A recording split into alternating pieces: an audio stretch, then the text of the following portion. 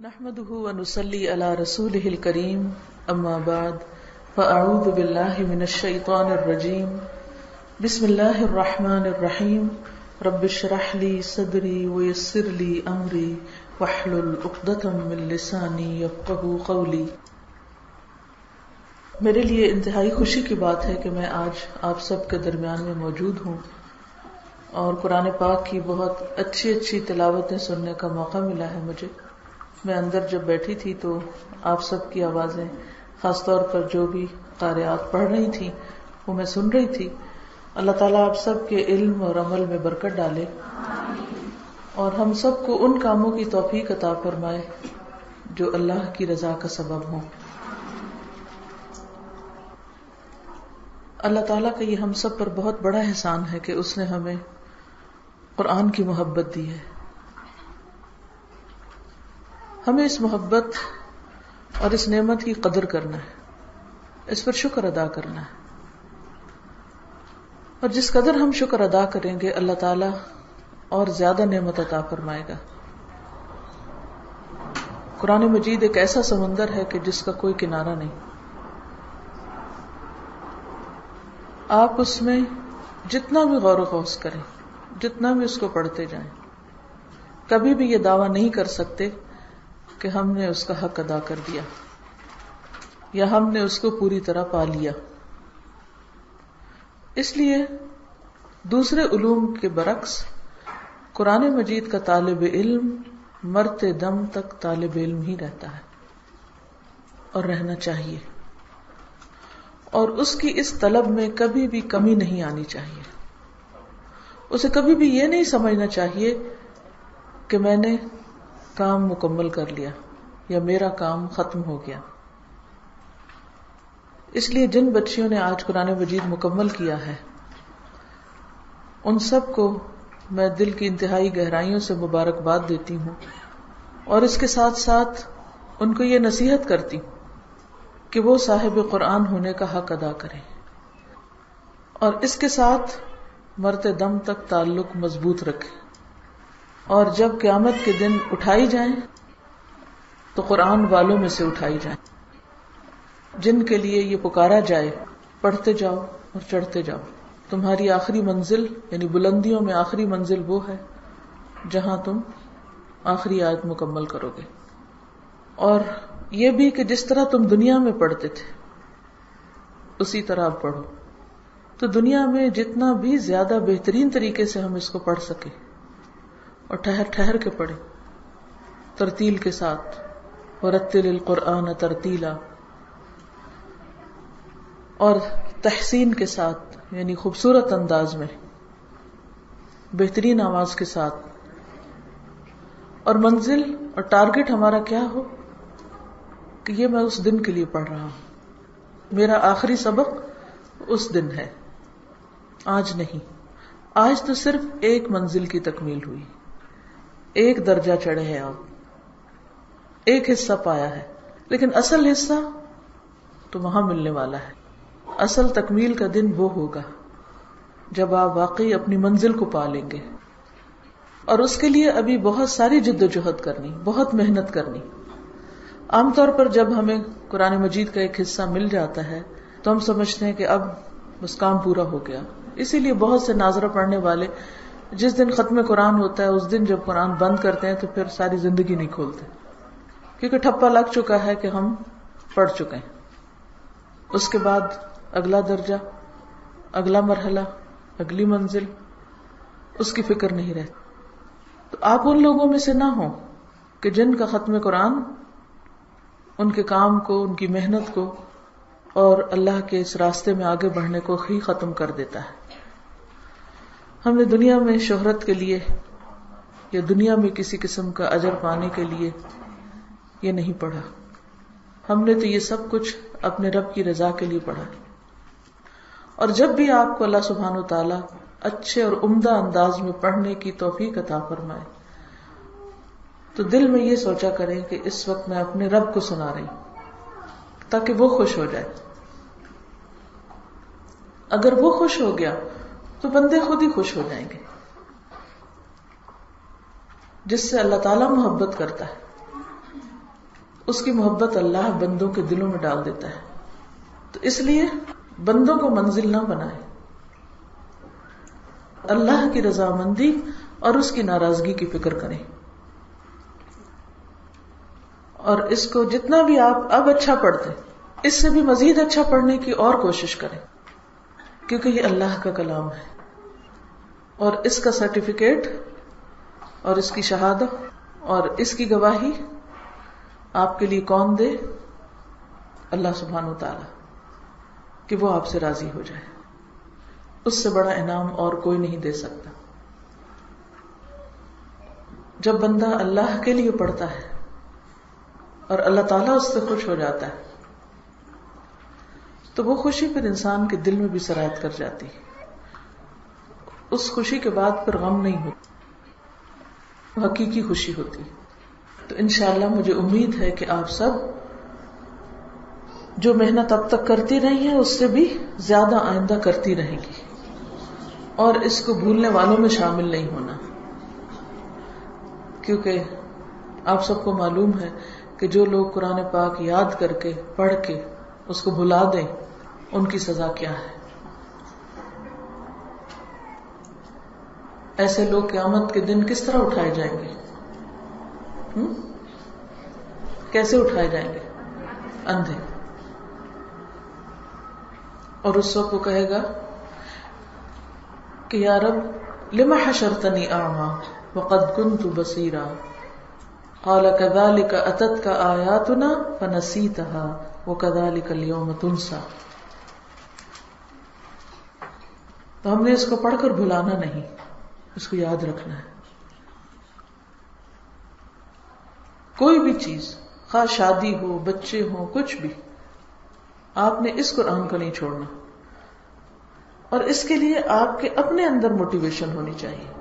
اس کا فیصلہ خود آپ نے اپنی طرف سے کرنا ہے، کوئی اور آپ کے بہاف پہ فیصلہ نہیں کر سکتا. اگر آپ کی نیت پکی ہوئی تو آپ کا عمل درست ہو جائے گا، کیونکہ انما الاعمال بالنیات. آپ کا اپنا ارادہ پختہ ہونا چاہیے. تو آج کے اس دن میں آپ اپنے ساتھ عہد کریں اور اس پر اللہ کی مدد مانگیں اور اس پر اللہ ہی کو گواہ بنائیں کہ میں اس کو مرتے دم تک نہیں چھوڑوں گی انشاءاللہ. تو آج کی آپ کی اس تکمیل کے موقع پر آپ سب کے لیے چند نصیحتیں ہیں جو حسن بصری نے اپنے طالب علموں کو کی تھی. حسن بصری کون تھے اور انہوں نے کیا کہا؟ آئیں ان نصیحتوں کو دہراتے ہیں تاکہ ہم سب ان پر عمل کر سکیں. حسن بصری 21 ہجری میں مدینہ منورہ میں پیدا ہوئے. نبی صلی اللہ علیہ وسلم کی وفات کے تقریباً کتنے سال بعد؟ 11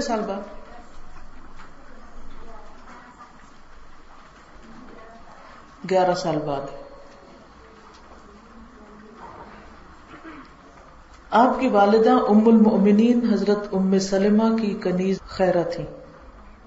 یعنی آپ کی والدہ خیرہ ان کا نام تھا، وہ ام المؤمنین حضرت ام سلمہ کی کنیز تھی. حضرت ام سلمہ نے ہی ان کا نام حسن رکھا تھا. ام سلمہ کون تھی؟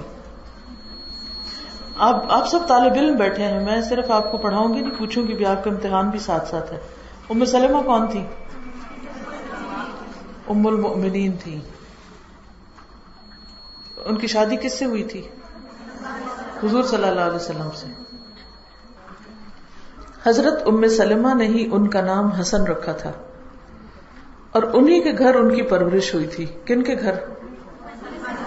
ام سلمہ کے گھر. اب آپ سوچ سکتے ہیں کہ حسن بصری جو تھے وہ کتنے خوش قسمت تھے کہ نبی صلی اللہ علیہ وسلم کی زوجہ محترمہ نے ان کو پالا تھا، ان کی تربیت کی تھی بچپن میں. حالانکہ وہ ایک غلام خاتون کے بچے تھے. آپ کے والد یسار حضرت زید بن ثابت کے غلام تھے. اب آپ دیکھیں، باپ بھی غلام، ماں بھی غلام، اور بچہ کہاں پہنچتا ہے؟ اس سے کیا بات پتہ چلتی کہ غلامی کسی کے آگے بڑھنے کے راستے میں رکاوٹ نہیں. جب تک انسان خود اپنی قدر نہیں پہچانتا دوسرے بھی نہیں پہچانتے. اگر آپ خود ساری زندگی مسکین بنے رہیں گے اور اس پریشانی میں رہیں گے کہ میں غلام کی اولاد ہوں اور میرا جینے کا کوئی حق نہیں، یا مجھے پڑھنے کا حق نہیں، یا مجھے آگے بڑھنے کا حق نہیں، تو پھر آپ زندگی میں کچھ بھی نہیں کر سکتے. بچپن سے ہی حسن بصری کا تمام امہات المومنین کے گھروں میں آنا جانا تھا. یعنی صرف ام سلمہ نہیں بلکہ ساری امہات المومنین کے عمل کو نبی صلی اللہ علیہ وسلم کے گھرانے کو دیکھنے والے تھے. اس سے پتہ چلتا ہے کہ ایک بچے کی تربیت کیسے گھر میں ہوئی، کیسی فضا میں ہوئی، کیسی کیسی نیک ہستیوں سے ان کا واسطہ پڑا. کیونکہ عمل کا سبق سب سے بڑا سبق ہوتا ہے. علماء کتابوں سے تیار نہیں ہوتے. علماء علم کے ساتھ ساتھ جو ان کی صحبت ہوتی اور ان کے آس پاس کا ماحول ہوتا ہے اس کا ان پر بہت گہرا اثر ہوتا ہے. بہت سے کبار صحابہ سے آپ نے احادیث روایت کی. کبار کا مطلب ہوتا ہے بڑے بڑے، جن میں عثمان بن عفان، حضرت علی، ابو موسیٰ اشعری، عبداللہ بن عمر، عبداللہ بن عباس، انس بن مالک اور جابر بن عبداللہ شامل ہیں. تو پھر حسن بصری خود کون ہوئے؟ تابعی. شابش، تابعی ہوئے. کیونکہ انہوں نے تعلیم حاصل کی، سیکھا، احادیث روایت کی. کس سے؟ حضرت علی سے سب سے زیادہ متاثر تھے. ہر ایک کی اپنی چوائس ہوتی ہے نا.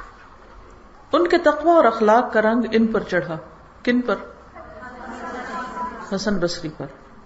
14 سال کی عمر میں والدین کے ساتھ بصرہ منتقل ہو گئے. یعنی اب جوان ہو گئے اور وہاں سے پھر مدینہ سے بصرہ چلے گئے. وہاں کیا تھا؟ بصرہ کہاں ہے؟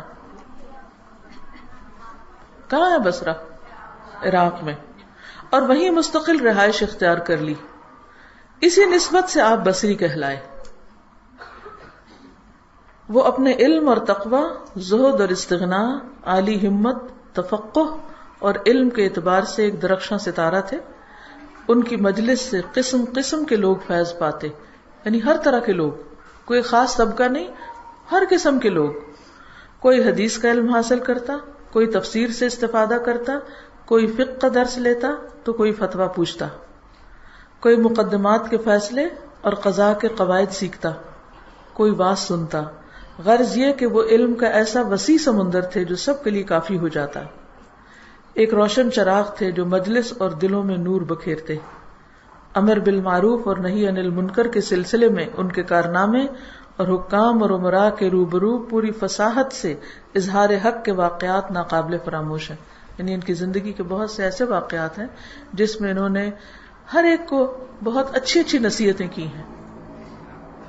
ان کی صرف ظاہری شخصیت ہی جاذب اور خوبصورت نہ تھی بلکہ نہایت فصیح اور بلیغ تھے. یعنی شکل و صورت بھی اچھی تھی لیکن اس کے ساتھ ساتھ ان کی گفتگو کا انداز بہت عمدہ تھا کہ بات دوسروں کو سمجھ آ جاتی تھی، دلوں میں اتر جاتی تھی.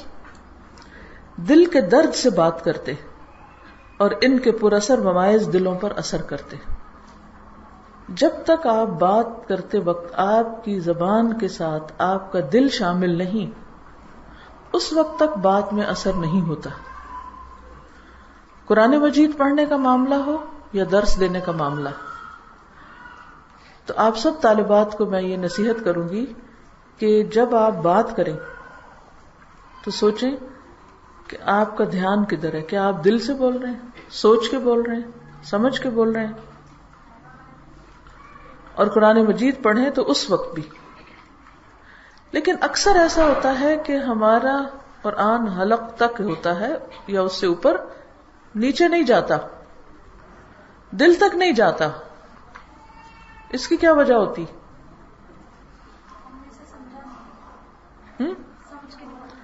بہت سے لوگ ترجمہ بھی جانتے ہیں، سمجھے ہوئے بھی ہوتے ہیں، پھر بھی اندر نہیں بات اتری بھی ہوتی. کیوں؟ زبان اور دل کا فاصلہ بہت تھوڑا ہے. آپ دیکھیں نا، دل یہاں ہے اور یہاں زبان ہے، ایک بالشت بھی نہیں ہے اگر دیکھا جائے تو. لیکن بعض اوقات یہ فاصلہ سب سے بڑا فاصلہ ہوتا ہے. جتنا یہ فاصلہ کم ہوگا اتنی ہی بات پر اثر ہوگی.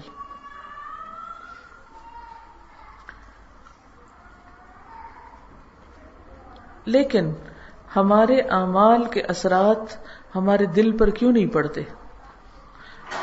ہمارا اپنا دل ہی اس سے متاثر کیوں نہیں ہوتا؟ اس کی کیا بنیادی وجہ ہوتی؟ اس کی وجہ یہ ہوتی ہے کہ ہمارا دل کہیں اور محو ہوتا ہے، کہیں اور مشغول ہوتا ہے. دل توجہ نہیں کرتا. مثلا ہم نماز پڑھ رہے ہوتے ہیں، دل کہاں ہوتا ہے؟ قرآن پڑھ رہے ہوتے ہیں، دل کہاں ہوتا ہے؟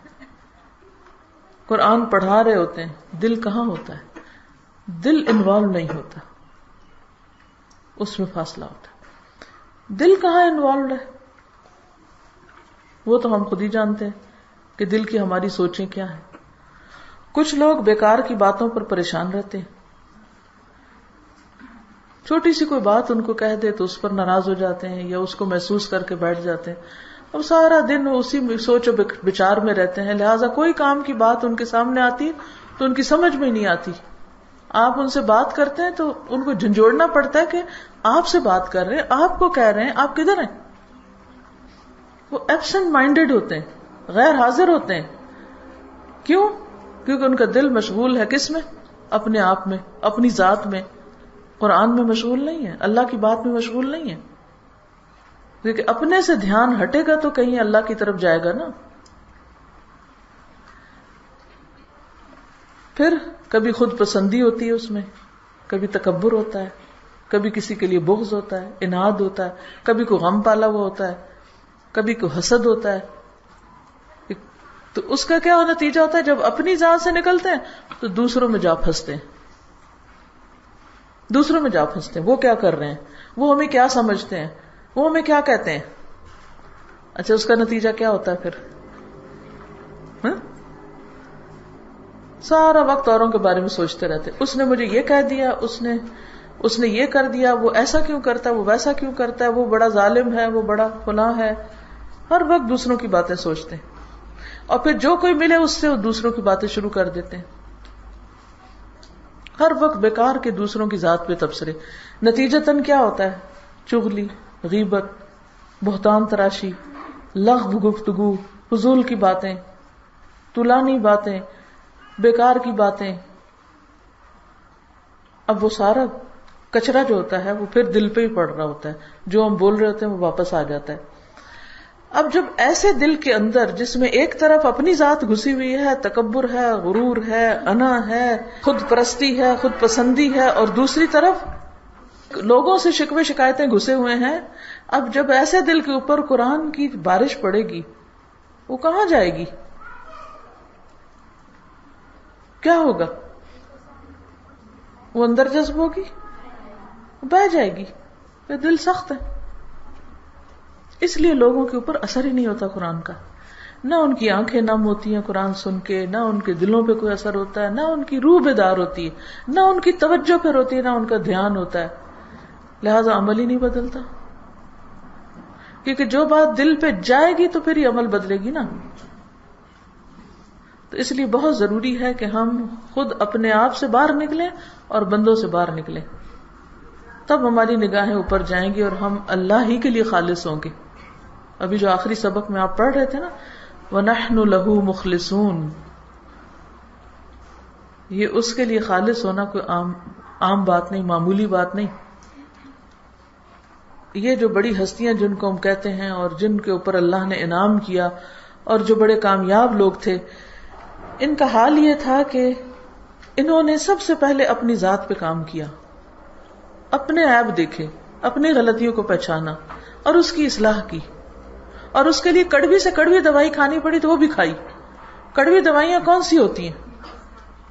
کسی کے نصیحت کی دوائی کڑوی لگتی ہے. اپنی غلطی کا احساس کرنا تکلیف دہ ہوتا ہے. تو جب تک انسان وہ نہیں کھاتا تو پھر شفا بھی نہیں ہوتی. امام غزالی نے احیاء العلوم میں لکھا ہے کہ حسن بصری کا کلام انبیاء کے طرز کلام سے مناسبت رکھتا تھا، اور ان کا طرز زندگی صحابہ کرام کے طرز زندگی سے بہت مشابہ تھا. آپ کی وفات سے قبل بصرہ کے ایک شخص نے اپنا خواب ابن سیرین کو سنایا، وہ بھی تابعی تھے جو خوابوں کی بہترین تعبیر کرتے تھے، کہ آسمان سے ایک پرندہ آیا اور بصرہ کی مسجد کا سب سے خوبصورت پتھر اپنی چونچ میں اٹھا کے لے گیا۔ یہ سن کر ابن سیرین نے کہا کہ حسن بصری جیسا صاحب علم و عمل جلد بصرہ سے دار فانی کو کوچ کر جائے گا، یعنی وفات ہو جائے گی، لہذا کچھ ہی دنوں بعد وہ دنیا سے رخصت ہو گئے۔ 60 سال کی طویل مدت انہوں نے دعوت و اصلاح میں گزاری، کئی نفوس کو ان کی وجہ سے ایمان کی حلاوت نصیب ہوئی، اور بکثرت لوگ ان کی تقریروں اور مجلسوں میں شامل ہو کر تائب ہوئے، یعنی انہوں نے توبہ کی اپنے گناہوں سے اور درست دین کو اپنایا۔ عوام بن حوشب کہتے ہیں حسن بصری نے 60 برس تک اپنی قوم میں وہ کام کیا جو انبیاء کرام اپنی امتوں میں کرتے تھے، کیونکہ علماء جو ہوتے ہیں وہ انبیاء کے وارث ہوتے ہیں۔ جب انبیاء چلے جاتے ہیں تو بعد میں وہ کام کون کرتا ہے؟ علماء کرتے ہیں۔ تو حسن بصری ان لوگوں میں سے تھے جنہوں نے اس وراثت کا حق ادا کیا۔ 1 رجب 110 ہجری جمعرات اور جمعہ کے درمیانی شب حسن بصری نے اپنے رب کی صدا پہ لبیک کہتے ہوئے اپنی جان آفرین کے سپرد کی۔ انا للہ و انا الیہ راجعون۔ حسن بصری کا خط ایک طالب علم کے نام۔ تو جیسے میں نے شروع میں عرض کی تھی کہ ہم سب کو کیا کرنا ہے؟ ساری زندگی طالب علم رہنا۔ طالب کون ہوتا ہے؟ چاہنے والا۔ تو ہماری چاہت کیا رہے؟ رب زدنی علما۔ یا طالب العلم سلام علیک و بعد۔ اے طالب علم، علم یاد کرو اور اس کی نگہبانی کرو، کیونکہ علم بھولنا اس کی آفت ہے اور باہمی مذاکرہ اس کی زندگی ہے۔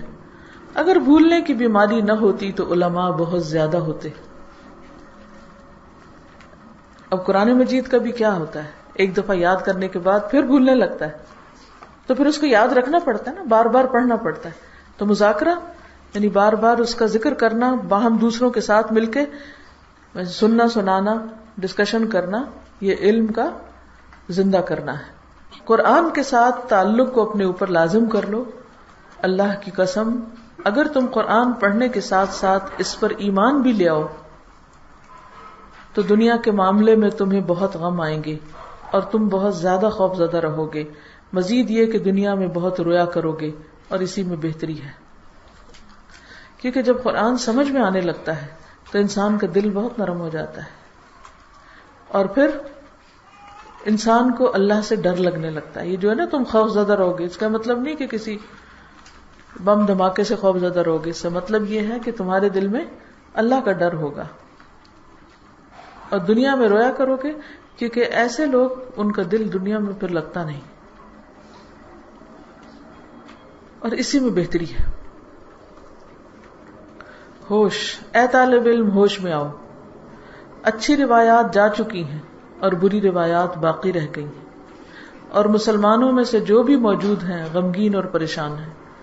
ابھی حسن بصری کا دور ہے، نبی صلی اللہ علیہ وسلم کی وفات کو ابھی کچھ ہی سال ہوئے ہیں، تو اس وقت وہ کہہ رہے ہیں کہ اب مسلمان غمگین اور پریشان ہیں، کیونکہ حضرت عمر کی وفات کے بعد فتنوں کا دور آ گیا تھا، مسلمانوں میں ہی باہم لڑائیاں جھگڑے شروع ہو گئے تھے۔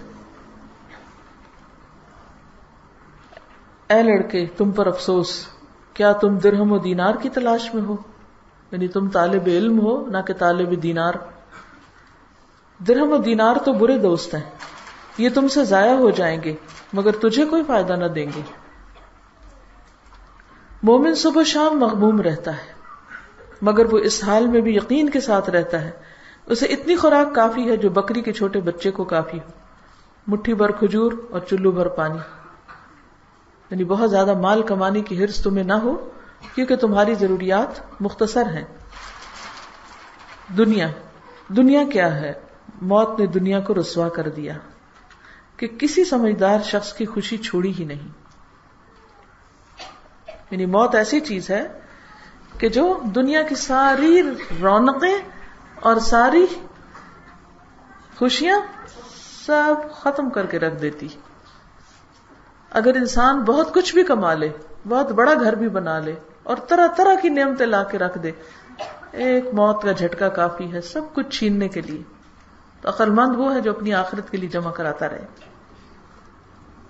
اے طالب علم، اپنی فکر کو یکسو کر لو، یعنی فوکسڈ رہو، جو سن رہے ہو پڑھ رہے ہو اسی پہ توجہ رکھو. تمہارے متفرق معاملات جمع ہو جائیں گے اور تمہارا دل نرم ہو جائے گا. تیرا دل نرم کیسے ہو سکتا ہے جبکہ تیری فکر تو کسی دوسرے کام میں ہے. یہ ایک بہت بڑی بات انہوں نے کہی ہے. یہ جو شروع میں نے کہا نا کہ قرآن ہمارے دلوں میں نہیں اترتا، یا اللہ کی محبت نہیں اترتی، یا دین کی روح نہیں اترتی، اس کی بنیادی وجہ کیا ہے؟ ذہنی یکسوئی کا نہ ہونا. عین علم حاصل کرتے وقت علم کی مجلس میں بھی توجہ ادھر ادھر ہونا. ایسے وقت میں یا کتاب کو دیکھتے ہیں یا استاد کو دیکھتے ہیں. آتے جاتے لوگوں کو دیکھنا یا ادھر ادھر کی چیزوں پہ توجہ کرنا یا کبھی کہیں کچھ اور پڑھنے لگنا، تو پھر یہاں بیٹھنے کا تو مقصد ہی کوئی نہیں. تو انسان کی توجہ کس چیز پر ہے وہ اس کی نگاہوں سے پتہ چلتی کہ اس کا دھیان کہاں ہے. اگر وہ سیکھ رہا ہے جو اس وقت پڑھایا جا رہا ہے تو پھر اس کی نظر کتاب سے نہیں ہٹے گی یا استاد سے نہیں ہٹے گی. تو اپنی فکر کو کیا کرو، مجتمع کرو، فوکس کرو، اور اس کی بھی پریکٹس کرنی پڑتی. اپنے آپ کو خود پلٹ پلٹ کے لانا پڑتا ہے اس کی طرف. ہر کوئی اپنی مصروفیت ہی کی فکر میں صبح کرتا ہے، اور جو جس بات کو زیادہ اہم سمجھتا ہو اسی کو زیادہ یاد رکھتا ہے.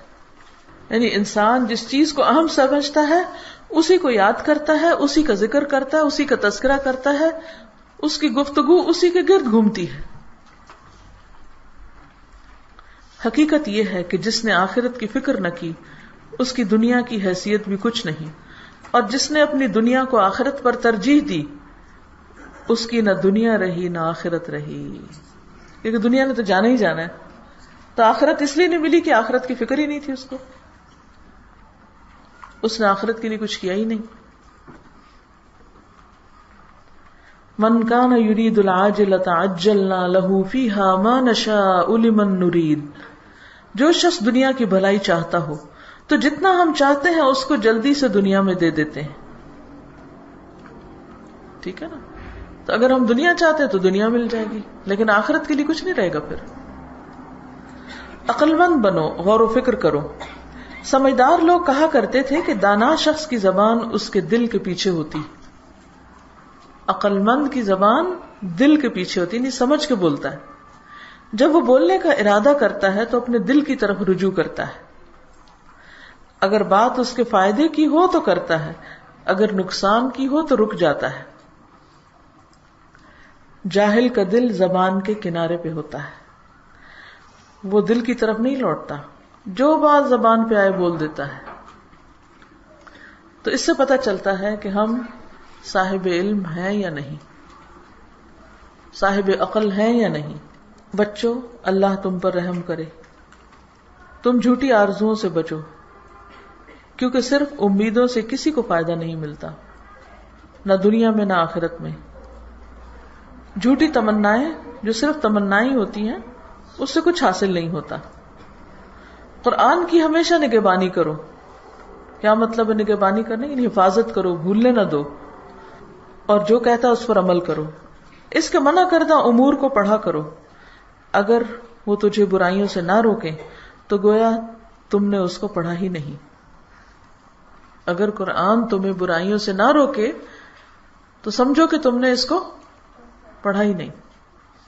پہنچاؤ، آگے پہنچاؤ. بعض حاملین علم خود زیادہ سمجھدار نہیں ہوتے، اور جان رکھو کہ جسے اس کا علم فائدہ نہ دے اسے اس کی جہالت نقصان دیتی ہے. یعنی دو میں سے ایک چیز ہوگی، یا علم ہوگا یا جہالت. تو اگر آپ کو علم نے فائدہ نہیں دیا تو پھر کیا ہوگا؟ جہالت کا نقصان. اور اس سے پہلے علم کو آگے بھی پہنچانا لازم ہے، کیونکہ بعض لوگ جن کے پاس علم آتا ہے وہ اتنے سمجھدار نہیں ہوتے، لیکن وہ آگے دے دیتے ہیں تو دوسرے اس سے فائدہ اٹھا لیتے ہیں. اے طالب علم، انتہائی اہم بات یہ ہے کہ اپنے معاملات طے کر کے رکھو. اپنے معاملات طے کر کے رکھو. کیا مطلب ہے اس کا؟ یعنی معاملات درست رکھو. اچھا، یہ طے کرنے کا لفظ کو آپ تھوڑا سا یوں سمجھ لیں. آپ کپڑے دھوتے ہیں کبھی؟ پھر اتار کے رکھتے ہیں طے کر کے یا بغیر طے کیے؟ کیا فرق ہے دونوں میں؟ طے کر کے رکھنے سے کیا ہوتا ہے؟ ترتیب سے رکھتے ہیں ان کو، پھر جب ضرورت پڑتی ہے تو آپ آسانی سے نکال لیتے ہیں. پھر طے بھی لگاتے ہیں اس کی، ایک کے اوپر ایک رکھتے ہیں، پھر ایک جیسے کپڑے ایک جگہ رکھتے ہیں. اور اگر آپ وہ سارے اتار کے گڑھی بنا کے رکھ دیں، جی بہت برے لگتے ہیں، گڑ مڈ ہو جاتے ہیں اور وہ سمجھ ہی نہیں آتی، اور جب ان کو پہنتے ہیں تو وہ اور کام خراب. اگر ان کو استری بھی کرنا ہو تو زیادہ مشکل. بالکل اسی طرح ہمارے جو معاملات ہیں وہ الجھے ہوئے نہیں ہونے چاہیے، گڑمڈ. ہر ایک کو اس کی جگہ پہ رکھنا چاہیے، ٹھیک ہے نا. ماں باپ کو ان کے مقام پر، استادوں کو ان کے مقام پر، بچوں کو ان کے مقام پر، بہن بھائیوں کو ان کی جگہ پر. اگر آپ کو ایک چارٹ بنانے کو دیا جائے، ایک نقشہ بنانے کو دیا جائے اور کہا جائے کہ یہ ہیں وہ سارے لوگ جن سے آپ نے معاملہ کرنا ہے، تو آپ ان کو ترتیب سے رکھیں. تو کیسے رکھیں گے؟ جیسے کپڑے ترتیب سے رکھتے ہیں نا، یا کتابیں ترتیب سے رکھتے ہیں، یا کوئی بھی چیز ترتیب سے رکھتے ہیں تو پہلے چھوٹی رکھتے ہیں یا پہلے بہت بڑی رکھتے ہیں، یا پہلے کوئی بھی رکھ دیتے ہیں اور پھر اوپر کوئی بھی، پہلے بڑی رکھتے ہیں، ٹھیک ہے نا. پھر اس کے بعد اس سے چھوٹی، اس سے چھوٹی، اس سے چھوٹی، ٹاور بنتا جاتا ہے. ٹھیک ہے. اسی طرح جب معاملات ہیں تو سب سے پہلے کس کا درجہ آتا ہے؟ والدین. اللہ سبحانہ وتعالیٰ تو اللہ تعالیٰ ہے، لیکن معاملہ اس وقت بندوں کے ساتھ معاملے کی بات کریں. اگر کسی کے اپنے ماں باپ سے معاملات درست نہیں، وہ ان کا نافرمان ہے، استادوں کی وہ قدر نہیں کرتا، احترام نہیں کرتا، ان کے ساتھ بد اخلاقی بدتمیزی کرتا ہے، ان کی بات ہی نہیں مانتا، نہ سنتا ہے، خالہ ماموں چچا کوئی پرواہ نہیں ان کی، بہن بھائی کوئی تعلق نہیں ان سے، بچے کوئی خیال نہیں ان کا. ہاں، اسی طرح جن لوگوں کے بیچ میں وہ رہتا ہے، اب مثلا اس وقت آپ ہاسٹل میں اگر رہتے ہیں تو اس وقت تو کوئی بھی آپ کو رشتہ دار یہاں نہیں ہو سکتا، لیکن کون ہے؟ یا تو آپ کی کولیگز ہیں یا آپ کے استاد ہیں. کچھ باجیاں بڑی ہیں، کچھ آپ سے چھوٹے ہیں بچے، ایسے ہی ہوتا ہے نا. کچھ لوگ چھوٹے ہوتے ہیں، کچھ لوگ بڑے ہوتے ہیں، کچھ لوگ برابر کے ہوتے ہیں، کچھ ہم پہ احسان کر رہے ہوتے ہیں، کچھ پہ ہم احسان کر رہے ہوتے ہیں. تو کس کا مقام کون سا ہے اس کو جاننا بہت ضروری ہے. اب دیکھیں یہ ساس بہو کا جو جھگڑا ہوتا ہے، اس میں بھی بنیادی وجہ کیا ہوتی ہے کہ شوہر اپنا کردار صحیح ادا نہیں کر رہا ہوتا، یا وہ ماں کو اگنور کر دیتا ہے یا بیوی کو اگنور کر دیتا ہے. ماں کو خوش کرنے کے لیے بیوی کو ناراض کر دیتا ہے، بیوی کو خوش کرنے کے لیے ماں کو ناراض کر دیتا ہے. اگر وہ بیوی کو اپنی جگہ پہ رکھے اور ماں کو اپنی جگہ پہ رکھے، بیوی کا بھی حق ادا کرے، اس کے ساتھ بھی اس نے سلوک کرے، ماں کا احترام کرے، اس کے بھی حقوق پورے کرے، اور اگر کوئی کسی کے اندر مداخلت کرنے لگے تو اس کو روکے، تو آپ دیکھیں کیسے تعلق خراب ہو سکتا ہے؟ نہیں ہو سکتا. لوگ جب انسیکیور ہوتے ہیں، یعنی ان کو یہ ہوتا ہے کہ ہائے ہمارا کیا بنے گا اگر یہ شخص ادھر مائل ہو گیا، تو اس وقت گڑبڑ ہوتی. تو زندگی میں اگر آپ کو کوئی کام کرنا ہے تو کیا کریں؟ ہر ایک کو اس کے مقام پر رکھیں، تو بہت سی چیزیں خود بخود درست ہو جائیں گی، بہت سی الجھنیں ختم ہو جائیں گی، اور پھر آپ کچھ کر سکیں گے. خبردار، یقیناً اللہ تعالیٰ جب کسی بندے سے بھلائی کا ارادہ کرتا ہے تو اس کے دل کو غنی اور بے پرواہ کر دیتا ہے، یعنی لالچ ختم ہو جاتی ہے اس کی، اور اس کی تمام اشیاء کو محفوظ رکھتا ہے. اور جب اللہ تعالیٰ کسی سے برائی کا ارادہ کرے تو فقیری اس کے سامنے رکھ دیتا ہے، اس کی آنکھوں سے محتاجی جاتی نہیں، اس کا لالچ ختم ہوتا ہی نہیں، اور اس کے معاملات کو منتشر کر دیتا ہے. وَكَانَ أَمْرُهُ فُرُطًا، کہیں بھی پورا نہیں پڑتا، وہ کچھ بھی نہیں ہو پاتا اس سے.